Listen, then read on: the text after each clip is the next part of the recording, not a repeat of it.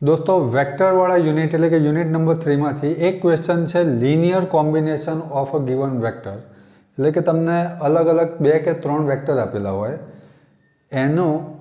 linear combination એટલે કે એનું કોઈની સાથે મલ્ટિપ્લિકેશન એડિશન કે સબટ્રેક્શન હોય પછી એની વેલ્યુઝ ફાઇન્ડ આઉટ કરવાની હોય આઈધર મોડ્યુલસ હોય આઈધર ડાયરેક્શન કોસાઇન હોય અથવા તો એક્સ એક્સિસમાં એનો મલ્ટિપલ વોટેવર આ રીતે 3-4 અલગ અલગ કેસમાં પૂછી શકે તો એના સ્ટેપ સમજી લો સૌથી પહેલાં જે સ્કેલર મલ્ટીપ્લાય છે એટલે કે આ જે 2 3 કે 1 જે બી સ્કેલર મલ્ટીપ્લાય છે એ કરો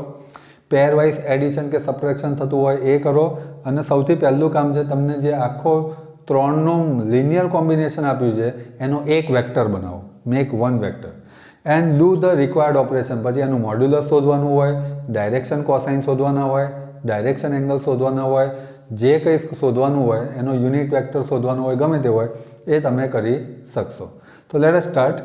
મોસ્ટ પ્રોબેબલી મોડ્યુલસવાળો ક્વેશ્ચન પૂછાતો હોય છે તમે જૂના જીટીયુના પેપર્સ જોશો એટલે તમને ખ્યાલ આવી જશે here we are given a bar b bar and c bar અને આપણને કહ્યું છે કે 2a bar plus 3b bar minus c બારનો મોડ્યુલસ શોધો ફાઇન્ડ ધીસ મોડ્યુલસ તો let us start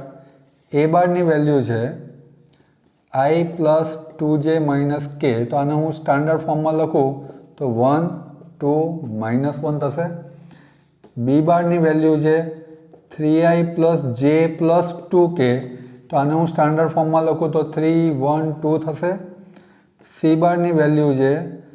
minus 2i minus જે પ્લસ 5k તો આની સ્ટાન્ડર્ડ ફોર્મમાં માઇનસ 2 માઇનસ 1 5 થશે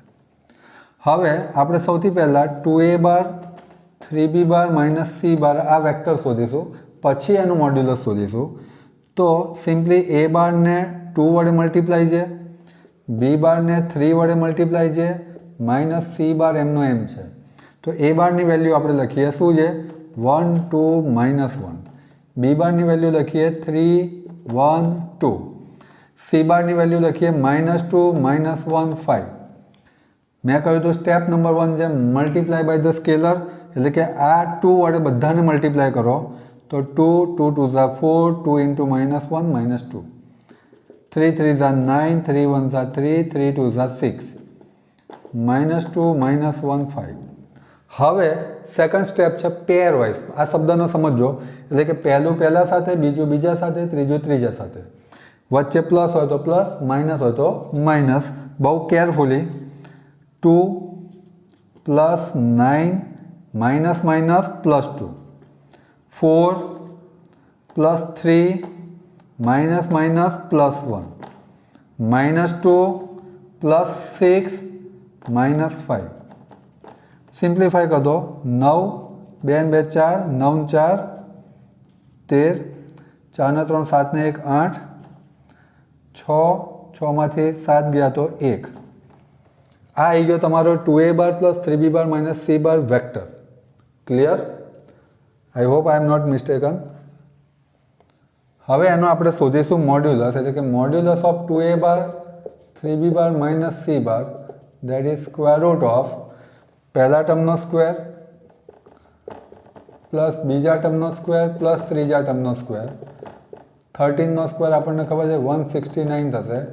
8નો 64 અને 1નો 1 એટલે કે 170 પ્લસ 64